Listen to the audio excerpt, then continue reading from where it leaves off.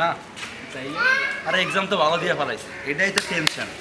সব এক্সাম ভালো দিয়ে ফেলাইতে আমার ইমেজটাই নষ্ট হয়ে যাবে, মেয়েদের সামনে আমার কোনো ইমপ্রেশনই থাকবে না। সেটা তো এমনিতেও না। এই শোনো। কে আমি? না, ও। কে আমি?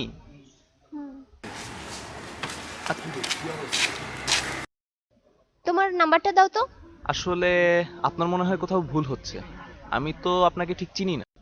চেনা লাগবে না। কিন্তু কিন্তু কি, ভয় লাগতেছে? ভয় নাই, তোমাকে কেউ কিডন্যাপ করবে না। আচ্ছা রাখেন, 016।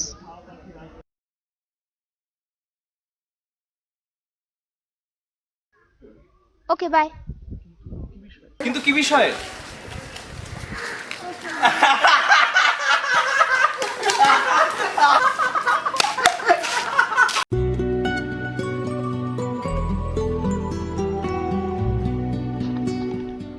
হ্যালো। হ্যালো, হ্যাঁ কে? আজ সকালে আপনার নাম্বারটা। ও আচ্ছা, আপনি সে? না, আমি সে না, তার ফ্রেন্ড অপ্সরা। বলেন কি বলবেন। কথা তো অনেক, এক নিঃশ্বাসে কি আর বলা যায়? ক্লিয়ার করে বলেন তো, নাহলে ফোন রাখলাম। আচ্ছা রাগ করতেছেন কেন? আচ্ছা দেখেন, একটা ছেলে যখন একটা মেয়েকে পছন্দ করে তখন সে তাকে ফোন দিতে পারে, প্রপোজ করতে পারে। আর একটা মেয়ে যখন একটা ছেলেকে পছন্দ করে তখন সে কি তাকে জানার রাইটটুকু রাখে না? আশ্চর্য, চিনেন না জানেন না কোত্থেকে এসে বলতেছেন আমাকে পছন্দ করেন, ফাইজলামির জায়গা পান না নাকি?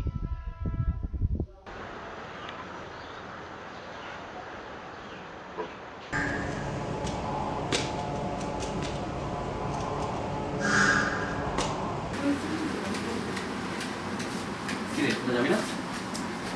কিরে চলো। না রে, যাবো না রে।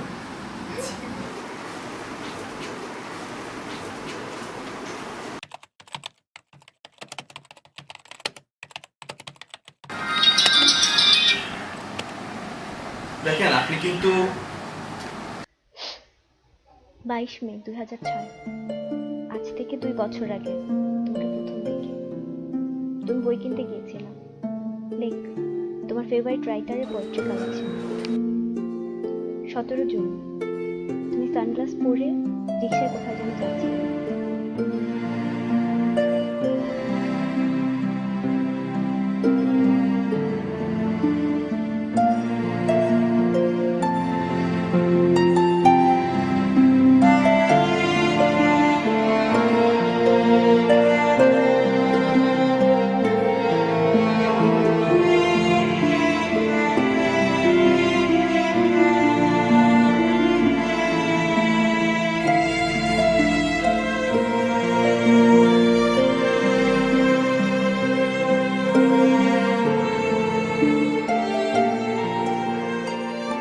এরকম কত শত স্মৃতি শুনবা তুমি? ধৈর্য আছে তোমার? নিজেকে নিয়ে তো এত কথা আমার নিজেরও মনে ছিল না।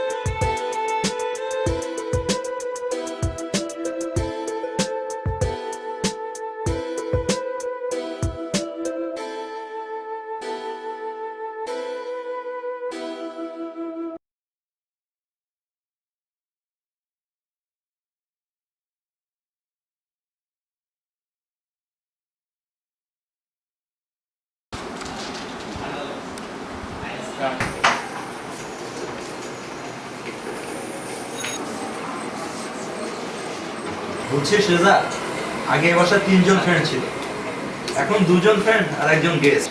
দেখ বিপু, বেশি বুঝিস না। দেখো দেখো, হ্যাঁ দেখো। কই ছিল সারাদিন? কোনো খোঁজ খবর নাই যে? এই তো ছিলাম। আচ্ছা, পয়লা বৈশাখে তোমার কি প্ল্যান? তেমন কিছু না। তোমার? আমারও তেমন কিছু না, এই তোমার সাথে একটু দেখা করতে চাচ্ছিলাম। এতদিন আমি দেখা করতে চাইলাম, সাড়া দিলা না, আজকে হঠাৎ? আমি সব কিছু হঠাৎ করি। আচ্ছা, কখন, কোথায়? সেটা না হয় জানিয়ে দিব।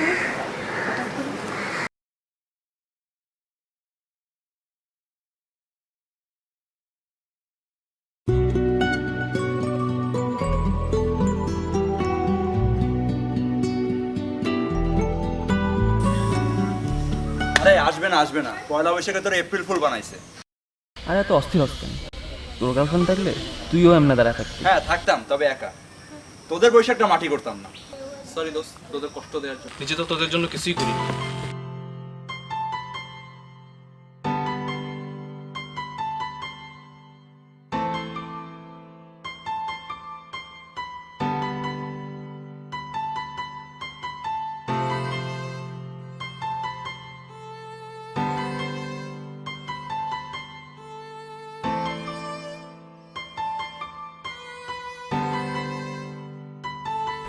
ওই যে তোর নায়িকা চলে আসছে, সাথে আবার সাইড নেই কস। আরে নায়িকার তো নায়ক আছে, আর আমার তো সাইড নায়িকা। তোর তোর কি হবে রেজা?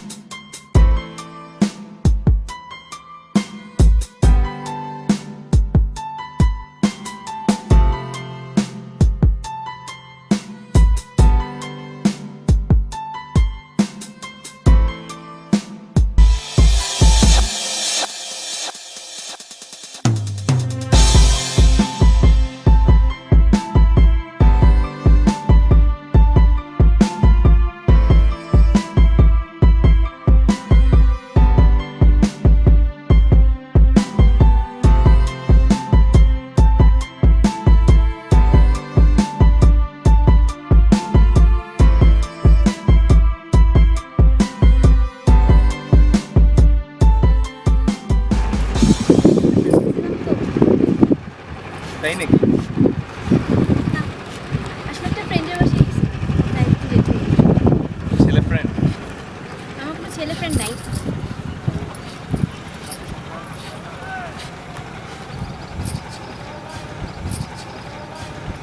ভালো ভালো। এখন আমার ফাইজলামিগুলো খুব সিরিয়াসলি লাগে, তাই না? হঠাৎ করে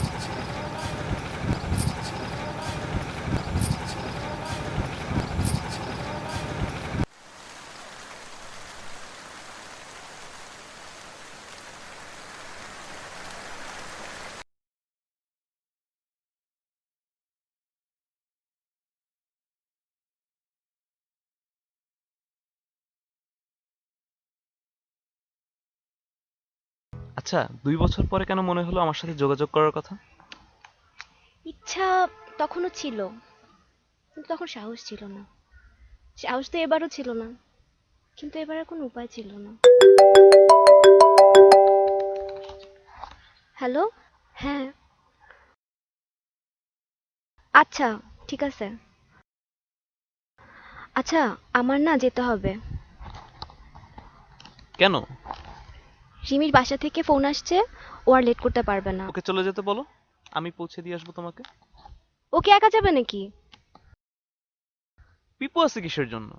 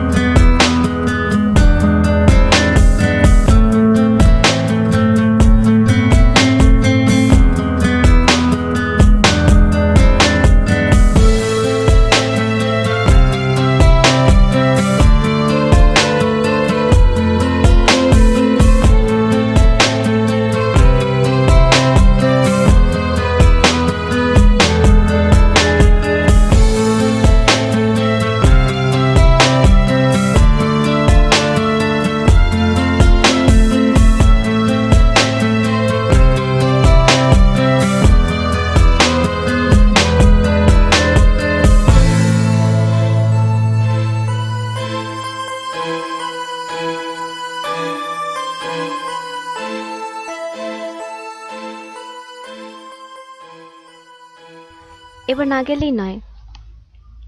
আর 10টা মিনিট প্লিজ। এটাই তো শেষ দেখা না। যদি হয়। এভাবে বলতে নেই।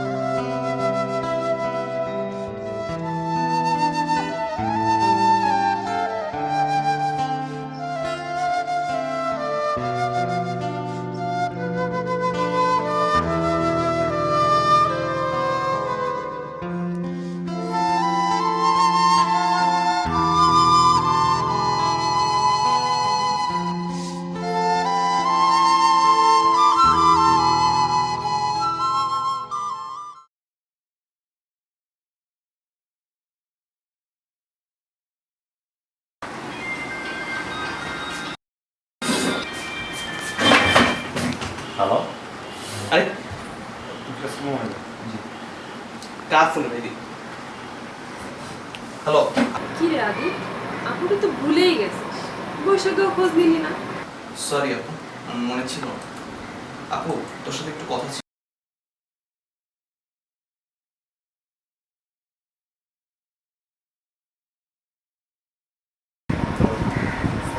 আদি, হ্যাভ ইউ গন ম্যাড? আব্বু আম্মু কোনোদিন এটা বলবে না, তুই তো জানিসই সব। জানি আপু, কিন্তু সব জেনে নিব। আগেও জানতে চেয়েছি, তবে দেখ, যা খুশি কর, বাট সিরিয়াস হোস না। আচ্ছা আপু, আমি তোকে পরে ফোন দিচ্ছি।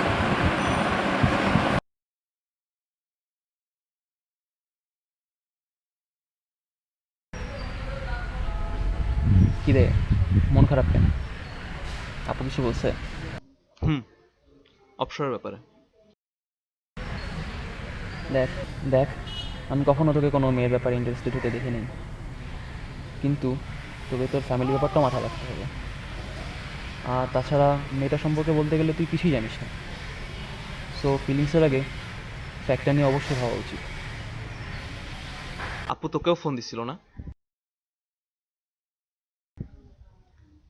দেখ Reza, it's not just any feelings, it's love, and that is the fact. হ্যাঁ, ফ্যাক্ট তো খালি তুমি একাই বোঝো, আর আমরা তো বেশি বুঝি। দেখ বিপু, তুই এসবের মধ্যে কোনো কথা বলবি না। বলবো না আবার, চল আমার সাথে, যে দেখবি কার চোখ আছে আর কার চোখ নাই, কে বেশি বোঝে আর কে বেশি বোঝে না। চল আমার সাথে।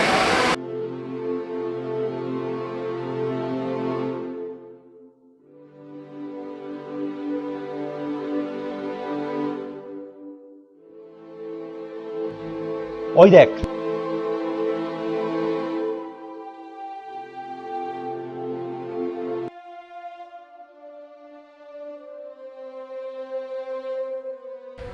এবার তো বুঝলি অপসরা তোকে কেন কোনো পরিচয় দেয় না, নাম ছাড়া তো কিছুই জানিস না, এবার তো জানবি।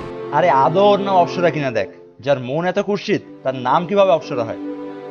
আদিত, আদিত,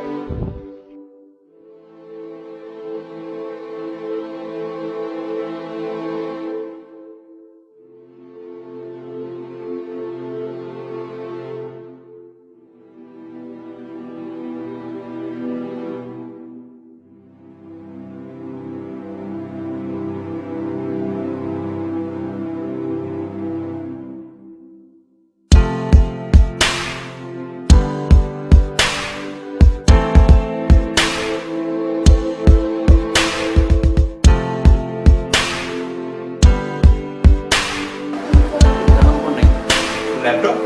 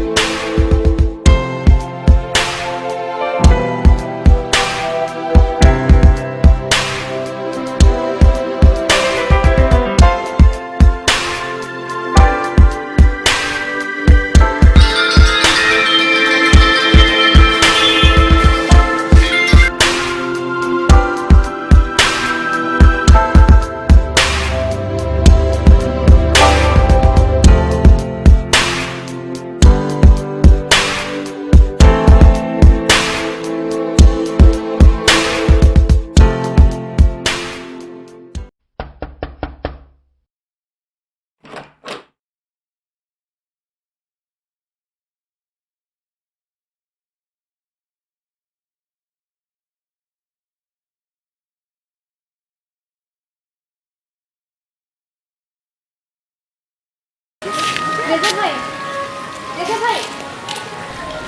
ও তুমি দেখো, তোমরা মডার্ন যুগের মেয়ে, কিন্তু আমার ফ্রেন্ডটা অনেক ব্যাকডেটেড।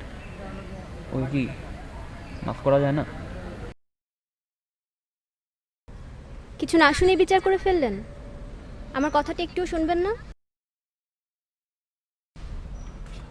এতিম আমি, বাবা মার পরিচয় তো নিজেই জানি না, আপনাকে কি বলবো।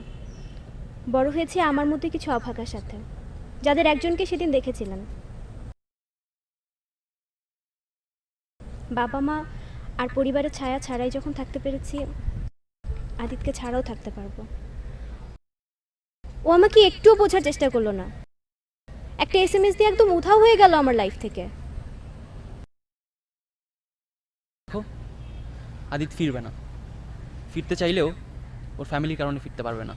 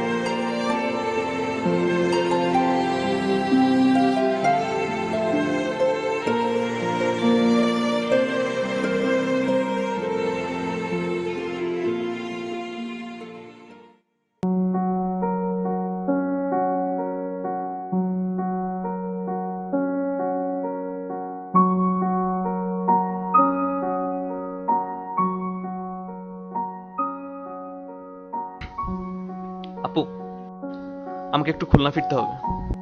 কেন, কি কাজ? আচ্ছা, একটু কাজ আছে। অপসরা, এত কিছুর পরও? আপু, ওর সাথে আমার একবার কথা বলা দরকার। আদি খুব বেশি বাড়াবাড়ি হয়ে যাচ্ছে কিন্তু। আপু, আই লাভ হার।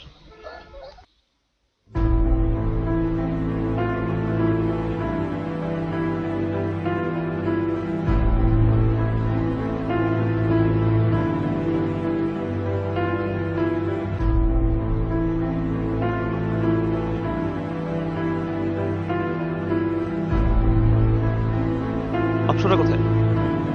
নিজে তো 2 মাসে একবারও ফোন ধরোনি, এখন বুঝতে পারতেছো অপসরা কেমন ফিল করছে? রিমি, প্লিজ বলো অপসরা কোথায়? অপসরা আর ফিরবে না। রিমি, প্লিজ বলো না ও কোথায়, আমি ওকে ছাড়া থাকতে পারতেছি না। ইউ ডিজার্ভ ইট। অপসরা আর কোনোদিন ফিরবে না। আর এসব কোশ্চেন আমাকে না করে রেজাকে গিয়ে করো যে।